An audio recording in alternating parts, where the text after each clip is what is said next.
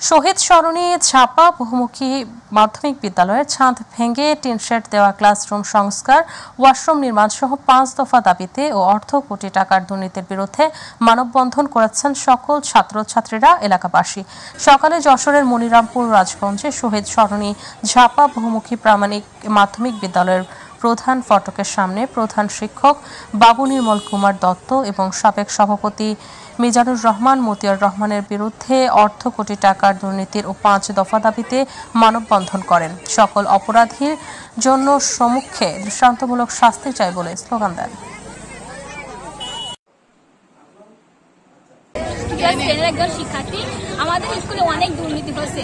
যেমন আমাদের স্কুল আগেই দেখতেই পাচ্ছেন যে আমাদের স্কুল আগে এটা হচ্ছে দোতলা ছিল, এখন এটা ভেঙে টিন দিয়েছে। অনেক গরমের মধ্যে আমরা ক্লাস করতে পারি না, এর মধ্যে ক্লাস করতে পারি না।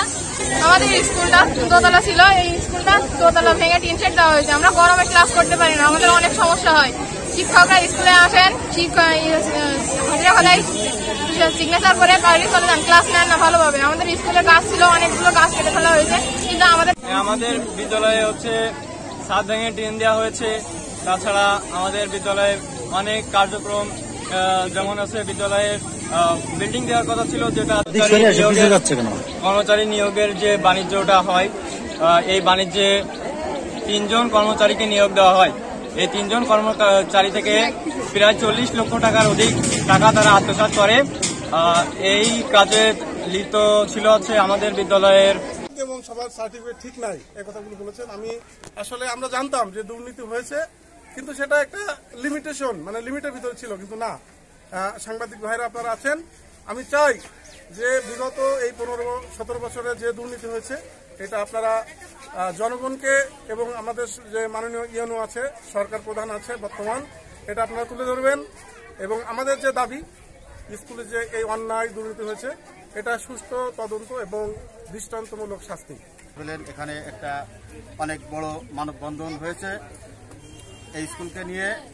এই স্কুলে ব্যাপক কারচুপি এবং অনিয়মের অভিযোগ আছে। অনেকের কাছেই শোনা যায় যে তারা স্কুলে আসে এবং দস্তখত করে তারা বের হয়ে যায় তাদের বিভিন্ন নিজেদের কর্মকাণ্ডে। এবং এখানে নিয়োগ বাণিজ্য হয়েছে, জাল সনদের মাধ্যমে এখানে নিয়োগ হয়েছে। এবং এই স্কুল 2 তলা বিল্ডিংকে ভেঙে তারা টিন শেডে পরিণত করেছে। এবং টোটাল যে ব্যবস্থাপনা, শিক্ষা প্রতিষ্ঠানের যে একটা ব্যবস্থাপনা, সেটা ভঙ্গুর হয়েছে। এবং পরিবেশটা একেবারে মনে করেন যে শিক্ষা প্রতিষ্ঠানের অযোগ্য হয়ে গেছে। এবং আমরা চাই এই পরিবেশটা ফিরে আসুক এবং যারা এই দুর্নীতির সাথে জড়িত তাদের বিরুদ্ধে ব্যবস্থা হোক, এবং যারা এই জাল